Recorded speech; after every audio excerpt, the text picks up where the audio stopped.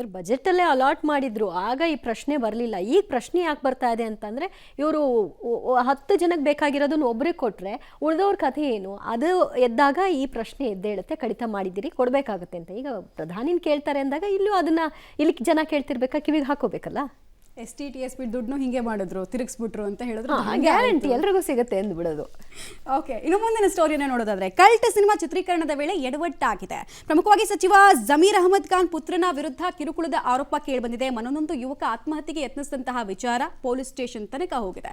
ಹಾಗಾದ್ರೆ ಏನೆಲ್ಲ ಆಗಿದೆ ಈ ಪ್ರಕರಣಕ್ಕೆ ಸಂಬಂಧಪಟ್ಟಂತೆ ಅನ್ನೋದರ ಡೀಟೇಲ್ ರಿಪೋರ್ಟ್ ಇದೆ, ನೋಡ್ಕೊಂಡು ಬರೋಣ ಬನ್ನಿ. ಕಲ್ಟ್ ಸಿನಿಮಾ ಚಿತ್ರೀಕರಣದ ವೇಳೆ ಎಡವಟ್ಟು, ಸಚಿವ ಜಮೀರ್ ಪುತ್ರನ ವಿರುದ್ಧ ಕಿರುಕುಳದ ಆರೋಪ, ಮನನೊಂದು ಡ್ರೋನ್ ಟೆಕ್ನಿಷಿಯನ್ ಆತ್ಮಹತ್ಯೆಗೆ ಯತ್ನ.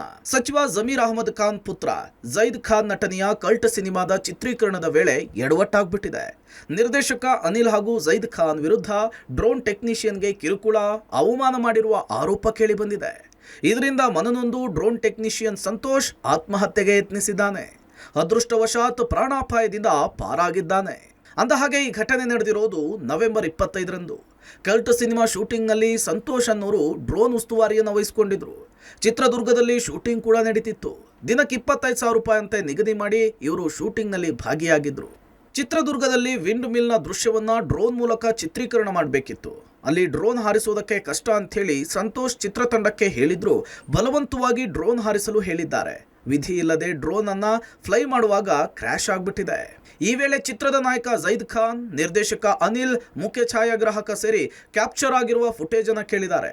ಡ್ರೋನ್ ಒಡೆದು ಹೋಗಿದೆ, ಆಮೇಲೆ ಕೊಡ್ತೀನಿ ಎಂದಾಗ ಜೈದ್ ಖಾನ್ ಮತ್ತು ಅನಿಲ್ ಖಾಲಿ ಪೇಪರ್ನಲ್ಲಿ ಆಧಾರ್ ಕಾರ್ಡ್ ನಂಬರ್ ಅನ್ನ ಬರೆಸ್ಕೊಂಡು ಸಹಿ ಮಾಡಿಸ್ಕೊಂಡು ಬಲವಂತವಾಗಿ 1 ಲಕ್ಷ ರೂಪಾಯಿ ಮೌಲ್ಯದ ಮೆಮೊರಿ ಕಾರ್ಡ್ ಅನ್ನ ಕಿತ್ಕೊಂಡಿದ್ದಾರಂತೆ. ಇದರಿಂದ ಮನನೊಂದು ಸಂತೋಷ್ ಆತ್ಮಹತ್ಯೆಗೆ ಯತ್ನಿಸಿದ್ದಾನೆ. ಒಂದು ಶಾರ್ಟ್ ತೆಗಿಬೇಕಾದ್ರೆ ನಾನು ತುಂಬ ವಾದ ಮಾಡಿದೆ ಡೈರೆಕ್ಟ್ರ್ ಹತ್ರ, ಕ್ಯಾಮ್ರಾಮನ್ ಸರ್ ಹತ್ರ. ಏನಂತಕ್ಕಾಗಲ್ಲ, ಆಗುತ್ತೆ ಹೋಗು ಅಂತ ವಾದ ಮಾಡಿದ್ರು. ನಾನು ಹೋಗಿ ಬರೀ 4 ಸೆಕೆಂಡಲ್ಲಿ ನನ್ನ ಡ್ರೋನ್ ಪುಡಿ ಆಗೋಯ್ತು. ಅಲ್ಲಿಗೆ ನನ್ನ ಅವರು ಬಿಟ್ಟಾಕೋರು. ಅಲ್ಲಿ ಹೋದ್ಮೇಲೆ ಏನು ಇಟ್ಕೊಂಡವ್ರೆ ಅಂದರೆ ಫುಟೇಜ್ ಕೊಡು ಅಂತ. ಫುಟೇಜ್ ಕೊಟ್ಟಿಲ್ಲ ಅನ್ನೋ ಒಂದು ಕಾರಣಕ್ಕೋಸ್ಕರ ನಾನು ಫುಟೇಜ್ ಕಿತ್ಕೊಳ್ಳೋಕ್ಕೆ ನನ್ನ ಹತ್ರ ಕರೆಸಿರೋದು. ಅವತ್ತಿನ ನಾನು 2 ಅವರ್ ಮಾಡಿದರೆ ಮೇಜರ್ ಶೂಟ್ ಅದು.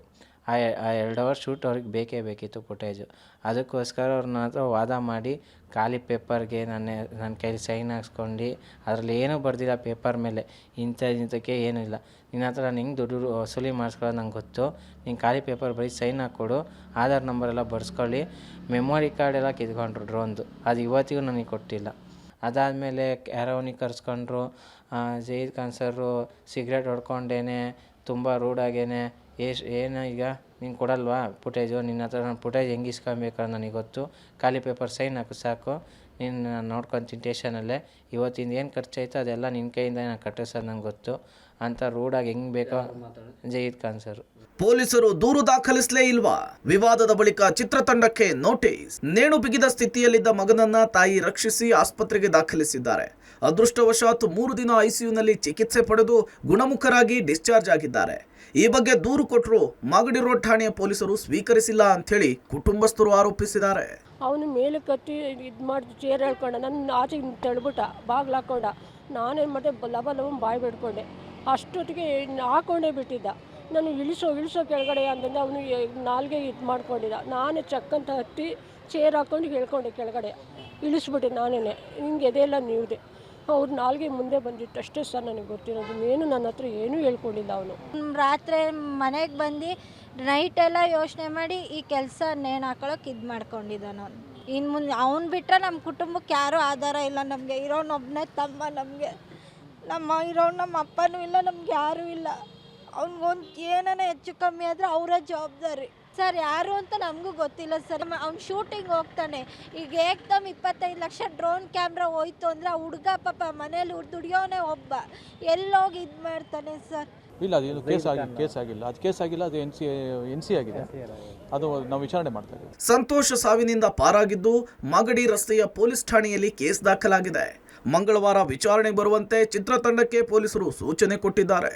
ವಿಚಾರಣೆಯ ವೇಳೆ ಘಟನೆಯ ಬಗ್ಗೆ ವಿವರವಾಗಿ ತಂಡದವರು ಮಾಹಿತಿ ಪಡೆಯಲಿದ್ದಾರೆ. ವಿಚಾರಣೆಯ ಬಳಿಕ ಪೊಲೀಸರು ಮುಂದಿನ ಕ್ರಮ ಕೈಗೊಳ್ಳುವ ಸಾಧ್ಯತೆ ಇದೆ. Prakash, public TV, Bengaluru. ಈ ವಿಚಾರಣೆ ನಡೆಯುವಂತಹ ಸ್ಪೀಡ್ ಮೇಡಮ್, ದೊಡ್ಡವರು ಇನ್ವಾಲ್ವ್ ಇದ್ದಾರೆ ಅಥವಾ ದೊಡ್ಡವರು ಮಕ್ಕಳು ಇನ್ವಾಲ್ವ್ ಇದ್ದಾರೆ ಅಂದ ತಕ್ಷಣ ತೀರಾ ಕುಂಟುತ್ತಾ ತೆವಳುತ್ತಾ ಸಾಗುತ್ತೆ. ಅದೇ ಬೇರೆ ಯಾರಾದ್ರೂ ಜನಪ್ರತಿನಿಧಿಗಳು ಅಲ್ಲದೇ ಇದ್ದವ್ರು ಯಾರಾದ್ರೂ ಇದ್ರೆ ತುಂಬಾ ಫಾಸ್ಟ್ ಆಗಿ ಕ್ವಿಕ್ ರೆಸ್ಪಾನ್ಸ್ ಇರುತ್ತೆ. ಬಹಳ ಆಶ್ಚರ್ಯ ಆಗುತ್ತೆ. ಆಮೇಲೆ ಆರೋಪ ಕೇಳಿ ಬಂದಿರುವಂತವ್ರು ಯಾರು, ಸಚಿವರು ಬಹಳ ದೊಡ್ಡ ಧಾರಾಳ ಮನಸ್ಸಿನವರು. ಸೊ ಮನಸ್ಸು ಮಾಡಿದ್ರೆ ಎಲ್ಲವೂ ಕೂಡ ಕ್ವಿಕ್ ಆಗಿ ರಿಸಾಲ್ವ್ ಆಗುತ್ತೆ ಅಂತ. Yes, of course.